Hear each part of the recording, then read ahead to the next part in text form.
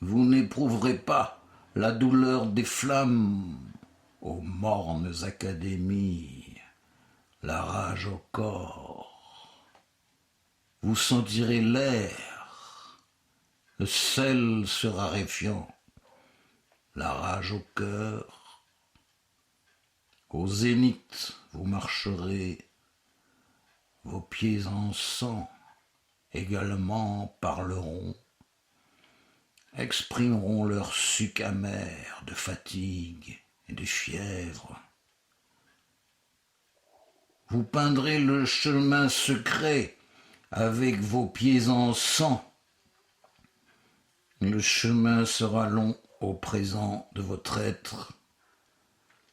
Maintenant, vous n'avez plus de quoi manger. Vous avez faim. Votre sang bout, multicolore, pleure sa joie. Dans ton souffle de nomade penseur s'inscrit la trace de la forme, vieux corbeau de sublimes désastres. C'est le passage entre mer et lande infinie, champ de blé, forme infinie de la passe que je dépasse, la frontière s'efface, taraude l'essence, présente-toi en la forme du tableau, défonce la toile de verbe, le large est trop étroit. Je n'ai plus un centime. Cette pauvreté m'est essentielle. Je ne joue pas des chiffres ici, mais seulement des formes, car les chiffres ne sont qu'apparence, des formes cachées, des formes réelles, ivres de leur béance. Je vole un pain tous les 3 jours. Je pleure. Je convoque le vide avec qui je suis en mesure de rompre le pain. Mes pieds gonflent, se putréfient sous mes yeux. Je dois m'arrêter toutes les 2 heures. Je fais le songe éveillé de celui qui suce, mange, dévore ses couleurs lorsqu'il a faim d'être, lorsqu'il a faim de faim. Le rouge, il parle en rouge. Le noir, il parle en noir. Le blanc, le bleu, il parle en bleu. Et encore, vomit le vert sombre de la bile, hurle. Souvenir d'absinthe au-delà du jaune, dans l'extrême souvenance d'un jaune aveuglant. Où sont les couleurs? Où sont les vivants? Où est la question? Dans le ciel de ton crâne, dans la pensée du ciel du crâne de tes lumières. À la seule pensée, un tableau s'impose. Un verbe nous regarde, un verbe nous nargue, un tableau nous dévore vivants, un spectre nous fusille des yeux. Nous le savons bien, les objets d'une nature morte se déplacent, changent de forme, font du bruit, encerclent la nuit. Nous savons, nous pensons, nous sommes témoins des plus infimes mouvements des objets, de la parole et de la pensée. Les objets que nous observons, peintures fraîches, poèmes ruisselants, sont mis en mouvement extrême par notre présence même, dans le jaune de soufre, dans dans le jaune de chrome, extrême chrominance de l'être, dans la passe clandestine du mot perdu. À l'idée de la passe franchie du secret éventé dans la courbe, à l'idée d'une tempête hurlant dans la passe, dans la chair franchie du regret. Et cette langue étrangère, parole de feu et de neige en feu, nous sommes sur tes pas de feu, marchons sur le feu, les sables mouvants se délectent de nous, ils nous avalent, nous dévorent, nous digèrent, nous régurgitent, mais perdus en ce peuple aveugle, nous entraîne au-delà de toute vision déjà vue pour enfin voir, traduire le tableau terrifiant de beauté, le poème oublié.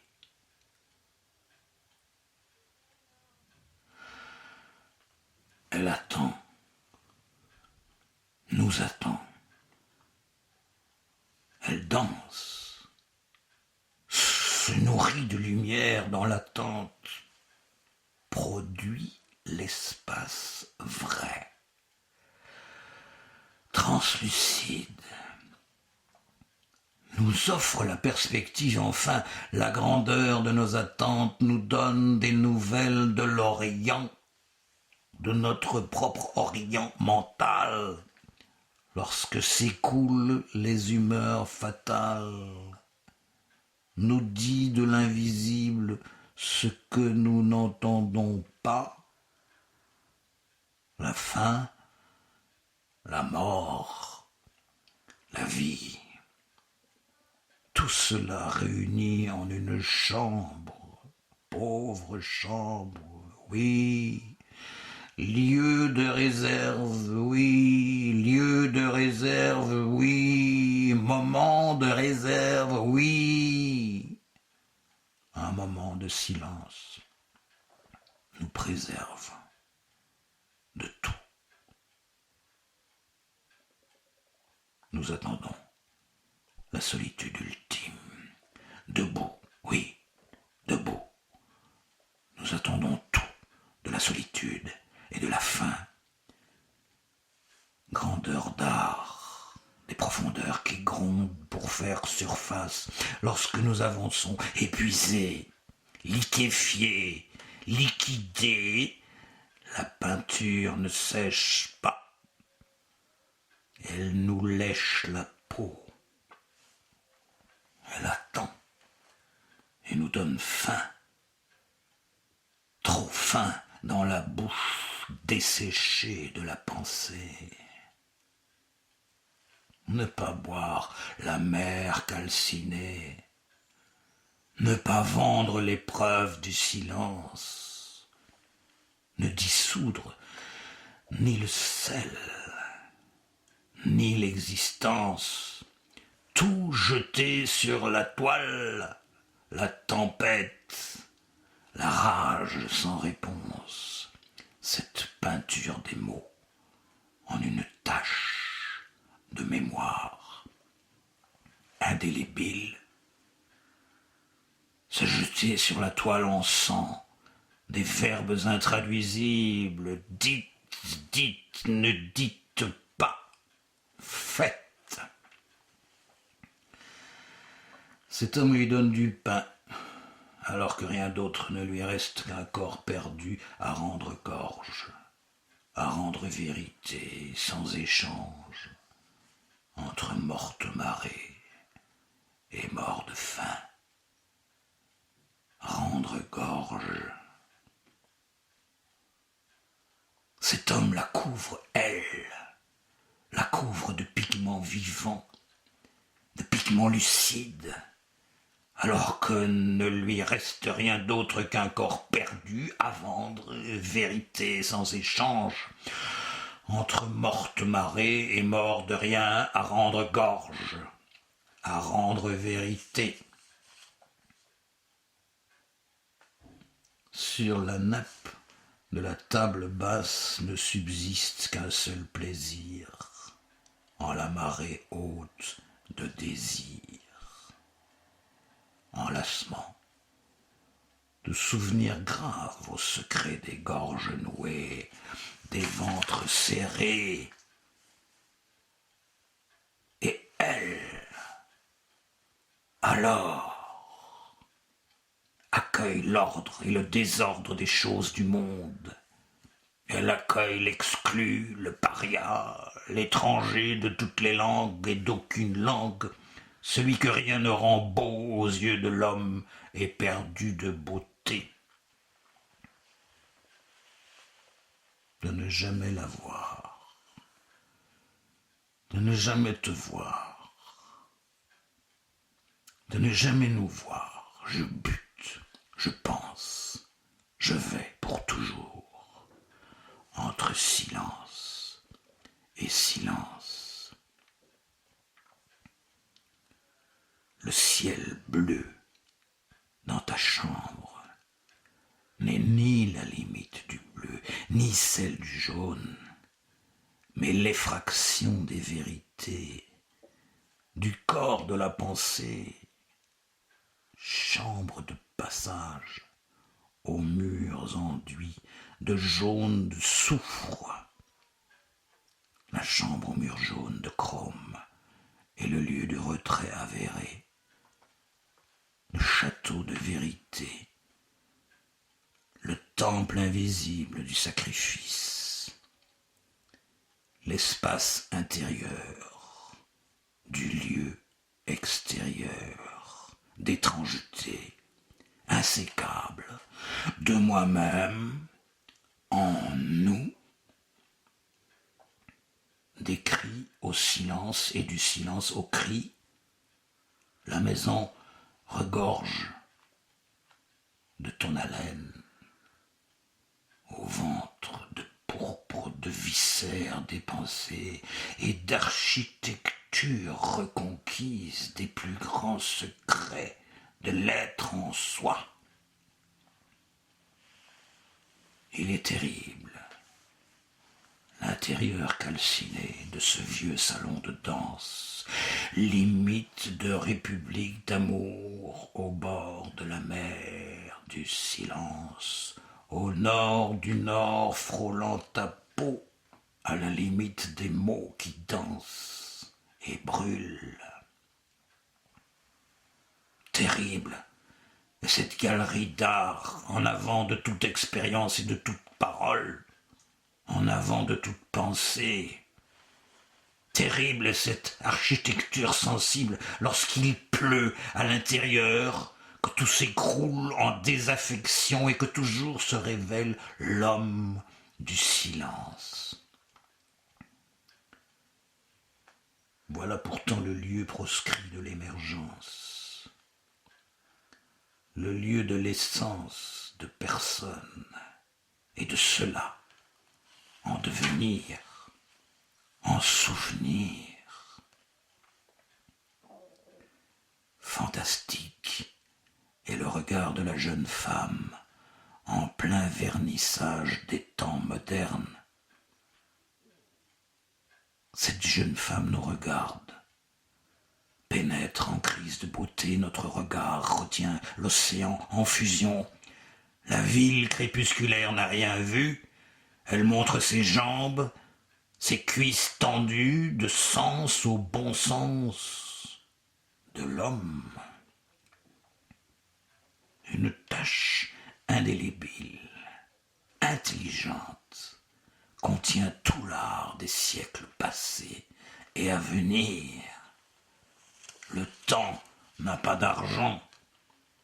L'art n'est ni celui du vol, ni celui du mensonge. L'art est celui du dépassement dans le retrait, n'a d'autre qualité que d'être. L'art, autrement, n'a pas de qualité. La vie n'est que séparation d'elle-même. Autre, comme elle, en devenir, sacre du bruit et du silence, en la furieuse musique des mots incendiés. De ne jamais la voir, de ne jamais te voir, de ne jamais nous voir. Je bute, je pense, je vais pour toujours, entre voix et voix, l'encre coule de mon sang en paroles de regard.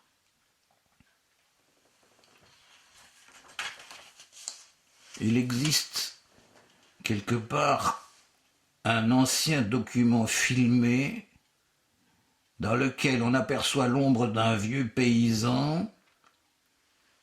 Cet homme a connu Arthur de son vivant.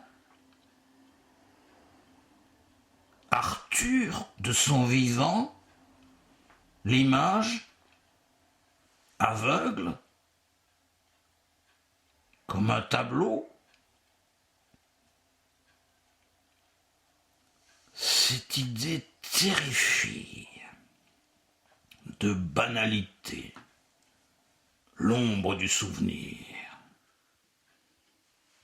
Le paysage éclate, l'encre gicle, se mêle à l'huile, blanc d'œuf calciné de lumière. De ses mains nues, en terres arides, le signe rouge sans geste courbe de respect coule, s'impose. Parle pour qu'émerge la question du verbe, pour que vienne le sens commun, engloutir la raison fatale des couleurs pensées. Subsiste alors le cri enfoncé dans l'ombre dilatée. Alors brûle, danse extatique, projette le sommet en toi, brûle-moi de silence, d'outre sagesse, dépassé dans le feu de l'être,